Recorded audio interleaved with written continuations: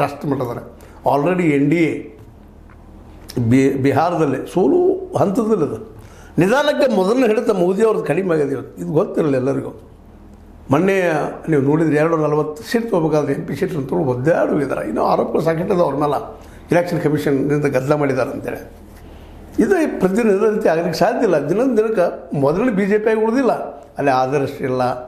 ಈಗ 11 ವರ್ಷದಲ್ಲಿ ಏನಾದರೂ ಅವರು 2 ಕೋಟಿ ಉದ್ಯೋಗ ಪ್ರತಿ ವರ್ಷ ಕೊಟ್ಟ, ಮತ್ತು ಪ್ರತಿ ಬಡವರಿಗೂ 15 ಲಕ್ಷ ರೂಪಾಯಿ ಏನೋ ಕೊಟ್ಟ, ಅದನ್ನು ಉಳಿಸ್ಕೊಂಡಿದ್ರೆ ಮಾತ್ರ ಇವತ್ತು ಅವ್ರಿಗೆ ಹೌದಪ್ಪ ಆಗ್ತದೆ ಅಂತ ಹೇಳ್ಬೋದು. ಇವತ್ತು ಏನೂ ಇಲ್ಲಲ್ರಿ. ಏನು ಹೇಳ್ತಾರೆ ಸಾಧನೆ ಅವರು?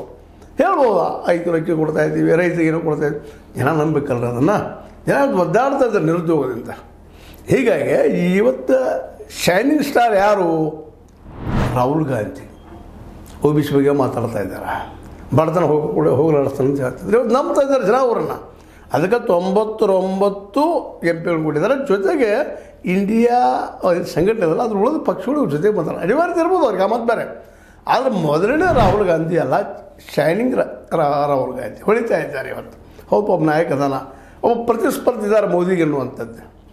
ಇಂಥ ಒಂದು ಬೇರೆ ಸಂದರ್ಭದಲ್ಲಿ DKC ಅತ್ಯಂತ ಬೇಕಾದ ವ್ಯಕ್ತಿ. ಅವರ ಸಮೀಪದವ್ರು ಹೇಳುವಂಥದ್ದು ಹಿಂದಿನ ಎಲೆಕ್ಷನ್ದಲ್ಲಿ 2 ಸಾವಿರ ಕೋಟಿ ರೂಪಾಯಿ ಖರ್ಚು ಮಾಡಿದ್ದಾರೆ ಅಂತೇಳಿ.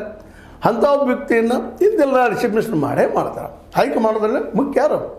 ಅಂದರೆ 3 ಮಂದಿ: ಸೋನಿಯಾ ಗಾಂಧಿ ಅವರು, ಪ್ರಿಯಾಂಕಾ ವಾಡ್ರಾ, ಜೊತೆಗೆ ನಮ್ಮ ರಾಹುಲ್ ಗಾಂಧಿ ಅವರು. ಈ 3 ಜನ ಹೈಕಮಾಂಡಲ್ಲಿ. ಉಳಿದವ್ರು ಮಾತು ಯಾರನ್ನೂ ಕೇಳ್ತಾ ಇಲ್ಲ ಅವರು. ಯಾಕೆಂತಂದರೆ ಈಗಾಗಲೇ ಅವ್ರನ್ನ ಸಾಕಷ್ಟು ಜನ ಕಾಂಗ್ರೆಸ್ನಲ್ಲಿ ದುಡ್ಡಿದ್ದಂಥ ಲಪುಡ್ತನ ಮಾಡಿ ಏನೋ ಗಳಿಸಿದಂಥ ಜನ ಪ್ಯಾರಾಸೈಟ್ಸ್ ಅಂತ ಕರಿತಾರೆ. ಪ್ಯಾರಾಸೈಟ್ ಅಂದರೆ ಏನು? ಇನ್ನೊಬ್ಬರ ಬದುಕುವಂಥವ್ರು. ಅವರೆಲ್ಲ ಬಿಟ್ಟು ಹೋಗ್ತಾ ಇದ್ದಾರೆ. ಪಾರ್ಟಿ ಬಿಟ್ಟು ಹೋದ್ರೆ ಅವ್ರದ್ದು ತಲೆ ಕೆಡಿಸ್ಕೊಳ್ತಾ ಇಲ್ಲ. ಜನರ ಸಮೀಪ ಹೋಗ್ತಾ ಇದ್ದಾರೆ, ಲೀಡರ್ ಆಗ್ತಾ ಇದ್ದಾರೆ. ಜೊತೆ